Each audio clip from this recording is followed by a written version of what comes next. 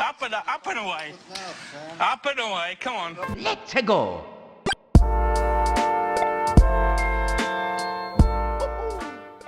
Hello, welcome to what is now week 3. I just had my first day. I went to play the Venetian, got there like what would have been about 2 hours into late reg with loads of big blinds, but the alternate list was massive, so had to wait about 2 hours. We spent the time wisely and went to Top Golf. Okay, Jerry, you gotta just choke up on the club!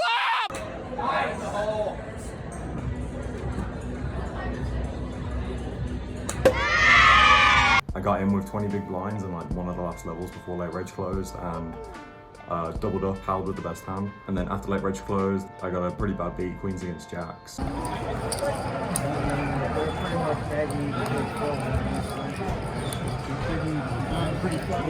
Moved to a new table and there's a guy on the table who is, let's just say he's a lot of fun. Very aggressive, speaking in all the hands, and he's doing all these different crazy things. We play a hand together where I raise with ace-8 of clubs. He defends the big blind, flop comes 10-10-5, 2 diamonds and a heart, I have ace-8 of clubs. And he just puts me all in for 2.5 times pot. And then he just kept speaking, and like, my instinct was obviously just saying he's probably got a flush draw. But then the more he spoke, the more I was like, oh, he doesn't have a 5 either, because if he has a 5, he knows he's good, and he still seems like he's trying to like convince me of something. So I just waited for him to speak until he stopped and thought, I'm just gonna get a sample, because if I'm wrong, like I'll have a sample then to see what he did, or like what someone's capable of doing when they're bluffing or not, or if I'm right, I'll get to see like, oh, he said all these things when he was bluffing. So I call, he has ace-6 of diamonds for the nut flush draw, and I hold. And he tells me it's a terrible call, which I thought was pretty funny. Very next hand, he calls up raise with like 6-2 suited and raises flop and gets in like infinite big blinds with a pair and a gut shot and loses a huge pot. And then the hand after, so now I've got like 33 bigs, and we're like 2 levels away from the end of day 1, really close to the money for day 2. So there's some ICM. Someone limps for 3k and he just jams the button for 105k after losing this massive pot, and he's been shown to like bluff raise rivers with jack high, play 6 deuce, play like jack 9 offsuit, all this crazy stuff. And I have 8s in the big blind with my 33 bigs. He's got like 40 bigs at this point, so I thought he can't be that strong. He has like 2s in his range. He probably has like ace-2 off and like all this nonsense hands that he just wants to show because he likes showing bluffs as well, so I don't think I can fold 8s.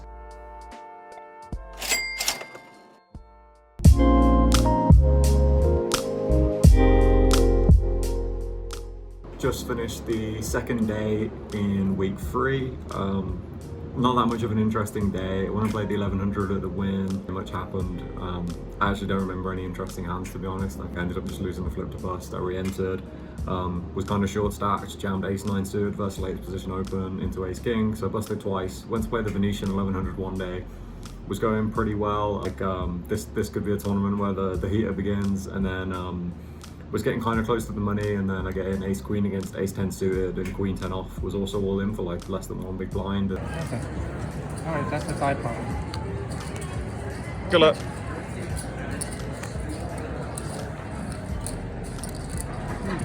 Oh wow.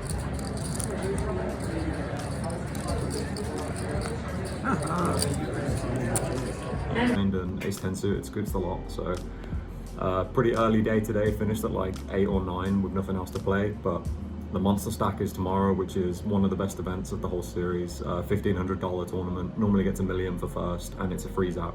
So pretty excited to go play that. Still feeling good, no days off yet. Maybe I'll need to take one kind of soon if it keeps going this way, but feeling pretty good. Round 1, fight!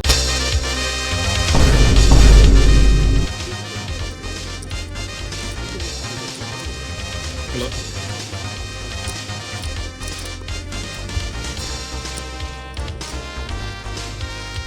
You win. Perfect.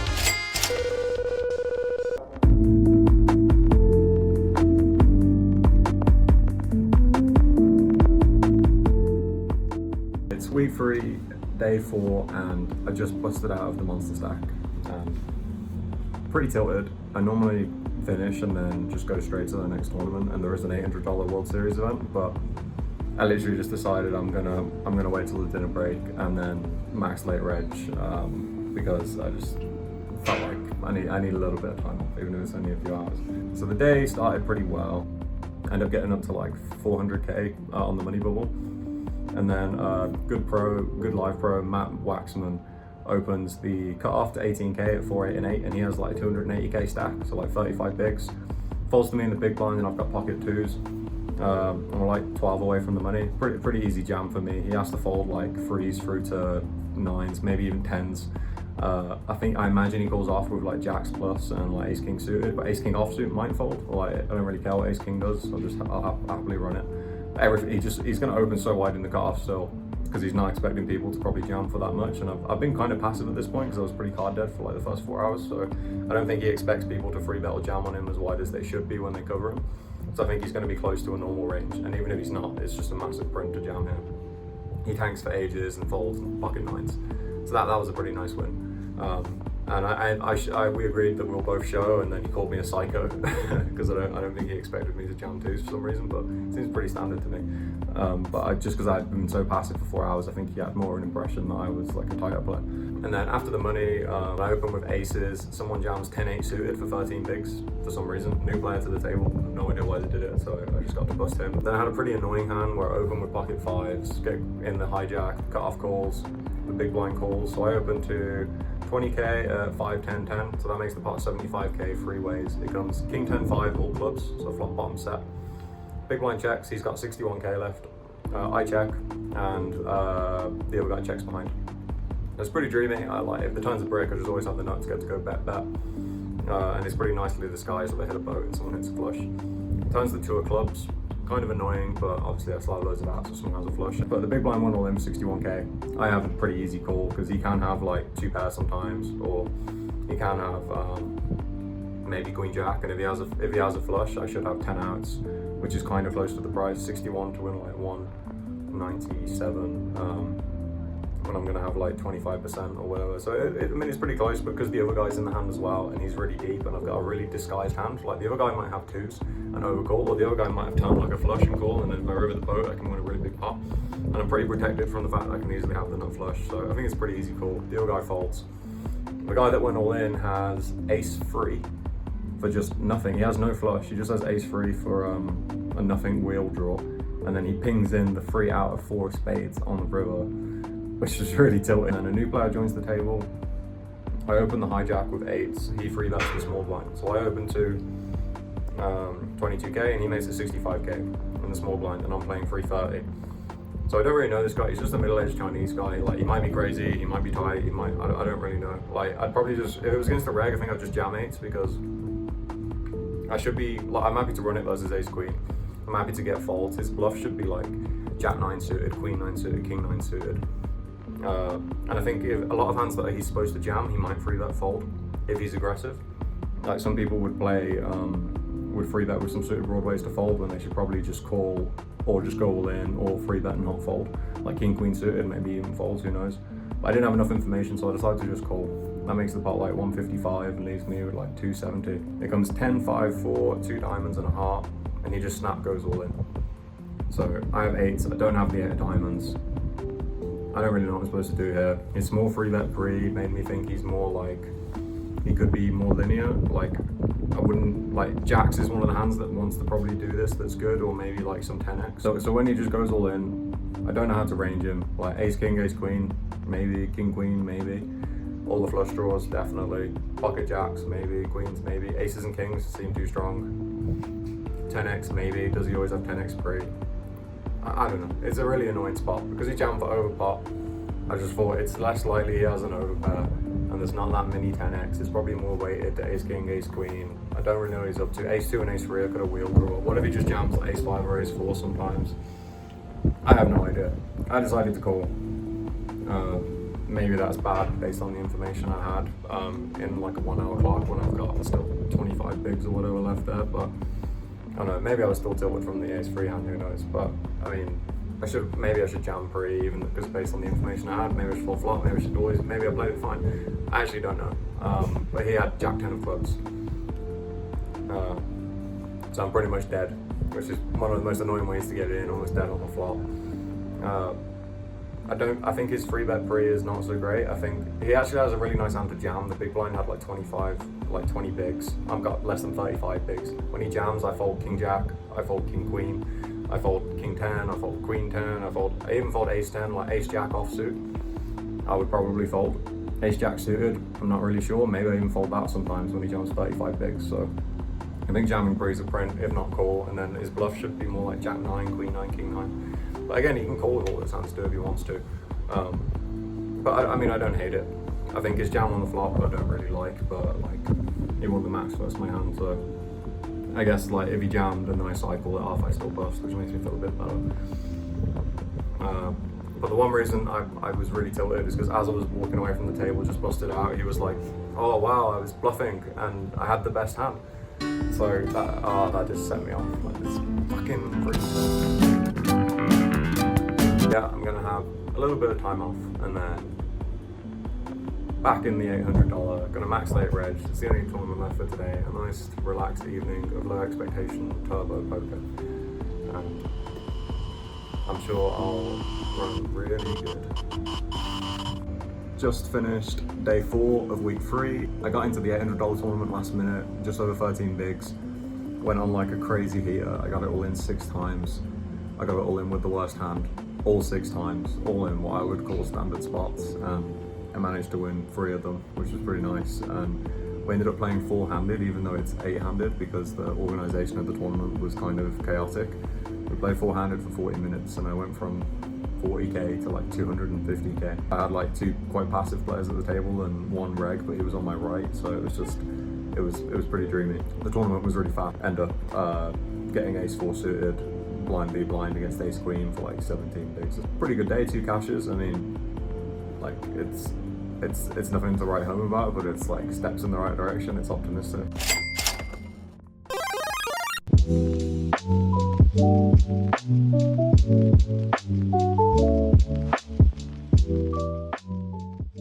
It's week 3, day 5. I just finished the $1,600 bounty. I had a pretty fantastic start. Ended up winning 3 bounties. Just winning literally with the best hand, making the nuts, people not folding. I lost like a massive part. Someone jammed 20 bigs over an open. I pretty much call off most of my stat with ace-queen against ace-8. Ended up running ace-6 into kings to bust, and then just the 500 at the Rio to go play now. Max late reg with like 8 or 9 bigs. Wish me luck. Ready, go! That's a good start. 4. 4.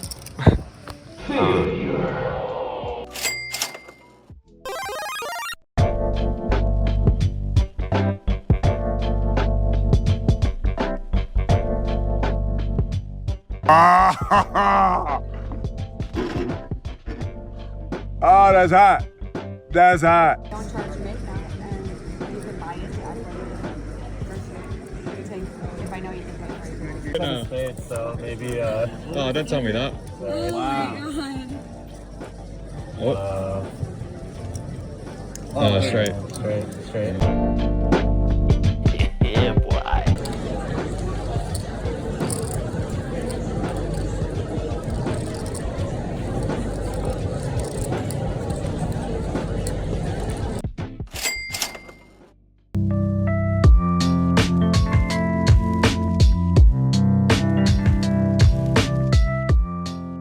So I just finished day 7 of week 3 in Vegas. I'm just going to talk over a few interesting hands that happened today in the $1,600 tournament at the Venetian. I had quite a lot of fun hands today. Aggressive play on the button opens to 2.2 bigs, 2.2k. The small blind calls. I'm in the big blind with 9-8 suited, playing like 50 to 55 bigs. I decide to squeeze. I just think the small blind's not defending his call range enough there, and he's going to it's going to be fairly active. So I think he's just not going to have hands that call, so he's just always pretty much dead money. The guy opening the button's opening too wide, so it just feels like a nice spot. And 9-8 suited plays really well versus calling ranges, and it's just happy to fold if he goes all in as well. So I make it 9.7. The button calls, the other guy folds, so that makes the pot 22.6. It comes queen of hearts, queen of diamonds, 6 of spades, so I've got 9 high backdoor flush draw. I see bet as I would with my whole range on this board. I bet 5.5k, really small. He calls quite quickly, so the pot's 33.6k, and I've got 37.4k. I've got a little bit over pot. The turn is a 9 of diamonds, starts a flush draw.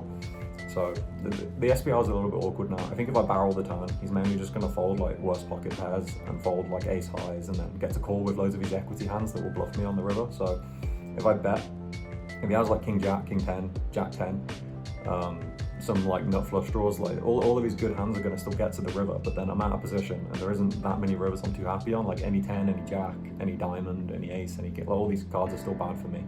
So I thought, like, is it a jam just to deny him off equity? I don't know if that's reasonable with this hand, but I just think he's not going to call with a worse hand.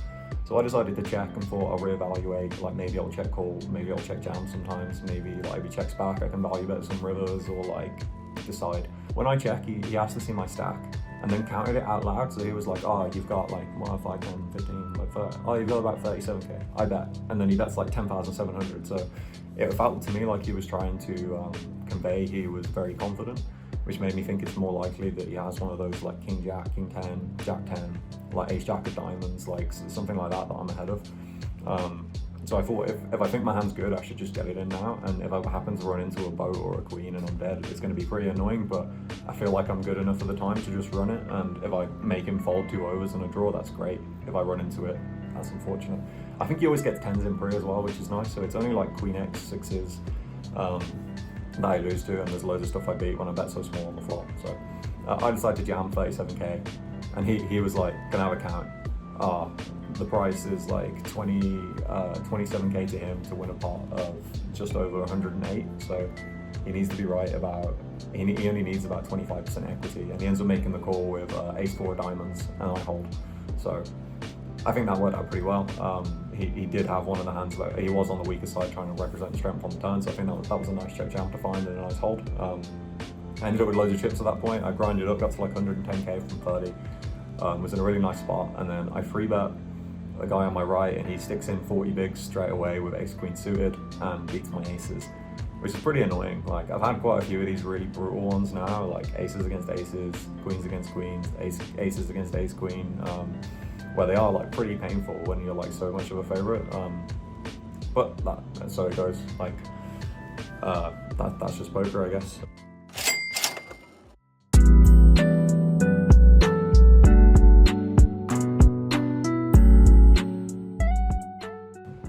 Kind of a boring week really compared to the week before. So that brings the total for week 3 to 11 tournaments played and a total loss of $7,978, I believe. So not a bad week, especially compared to last week. A lot of the buy-ins were smaller. I didn't bust out as much and have to kind of play other stuff.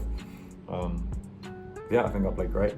I think the tournaments were great. Some people have been asking me why I like max late reg some tournaments, and it's not like a preference, but to kind of simplify it, essentially how tournaments work, like there's some tournaments where when you enter at the end, you're already through like 50 to 70% of the field, and then the average chips might be like 40 to 60 bigs, and you can get in with 10 to 20 bigs.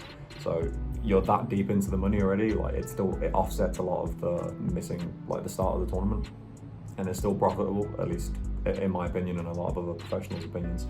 It's not as good as if you play from the start, so playing from the start is a priority, but if you have a good tournament to play somewhere and then you lose, it's still better to go play that next tournament if you're in the right mindset for it, because you're still going to make money. The only like caveat to that is it can lead to more burnout. So when you max late reg tournaments, you're more likely to bust pretty quickly because you've got between 10 and 25 big blinds, or I max late reg one with 8 big blinds in the World Series 500. So you've just got to like be prepared for the fact you're just going to bust out of more tournaments. That's just like the way it is, or you're going to bust out more quickly with like less hands for the amount you pay, for example. But so it goes like that is just part of the game.